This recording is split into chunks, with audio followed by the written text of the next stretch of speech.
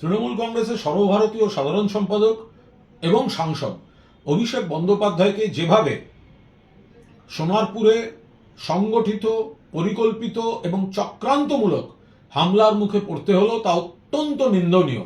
আমরা দলের তরফে এর তীব্র নিন্দা এবং প্রতিবাদ করছি।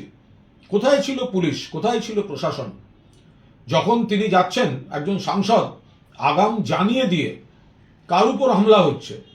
হামলা হচ্ছে একজন সাংসদের উপর, একটি দলের সর্বভারতীয় সাধারণ সম্পাদকের উপর, এবং যিনি একজন দক্ষ সাংসদ বলে প্রমাণিত, এবং দেশের একটা খুব প্রয়োজনের সময় যখন সারা পৃথিবীতে বিভিন্ন সাংসদদের প্রতিনিধি দল পাঠানো হচ্ছে, তখন যিনি তার অন্যতম মুখ ছিলেন, দেশের অন্যতম মুখ ছিলেন, সেই অভিষেক বন্দ্যোপাধ্যায়কে যেভাবে নিগ্রহ করা হয়েছে, ঠান্ডা মাথায় করা হচ্ছে, এটা হচ্ছেটা কি?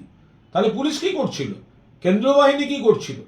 একে তো ওখানে পোস্টপোল ভায়োলেন্স দেখতে যাওয়ার সময় তৃণমূল কংগ্রেস নেতৃত্ব তারা যদি কোনো ঘোষিত কর্মসূচি দেন, সঙ্গে সঙ্গে সেখানে একটা জমায়েত করে রাখা হবে এবং তাদের আক্রমণ করা হবে, কুৎসিত আচরণ করা হবে, সেটা ফেসবুকে ভাইরাল করা হবে।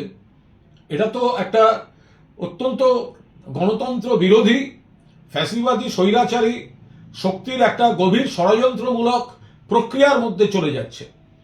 রাজীব গান্ধী প্রয়াত, তাকে যেরম সরকার পরিবর্তনের পর তার নিরাপত্তা তুলে নেওয়া হয়েছিল, কমিয়ে দেওয়া হয়েছিল, এবং তারপরে জনগণের মধ্যে ঢোকার পর কি সর্বনাশ হয়েছিল সেটা আমরা সবাই জানি।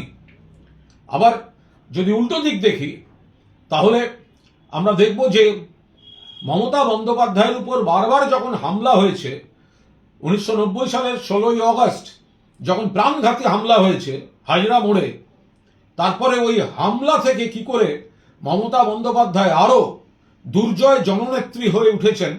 এখন অভিষেক বন্দ্যোপাধ্যায়কে আক্রমণ করে বাংলায় কি ধরনের আইনের শাসনের কথা বলছে বিজেপি, সেটা জনসমক্ষে এসে গিয়েছে। পাশাপাশি আমরা আশাবাদী যে এতদিন যাকে শুধুমাত্র মমতা বন্দ্যোপাধ্যায়ের ভাইপো বলে তকমা দেওয়া হতো, আজ তাকে আক্রমণ করে তার পুনর্জন্ম দিল ভারতীয় জনতা পার্টি। আজ তার পুনর্জন্ম দিল। এতদিন শুধুমাত্র ভাইপো বলে যাকে অভিহিত করত, আজ পরিকল্পিতভাবে তার উপর আক্রমণ করে তার নেতৃত্বকে প্রতিষ্ঠা করে দিল। এবং অভিষেক বন্দ্যোপাধ্যায় তার স্নায়ুযুদ্ধে আজকের দিনটিকে যদি অতিক্রম করে আসতে পারেন, তার নমুনা আমরা এখনই দেখতে পাচ্ছি, তার ইঙ্গিত দেখতে পাচ্ছি।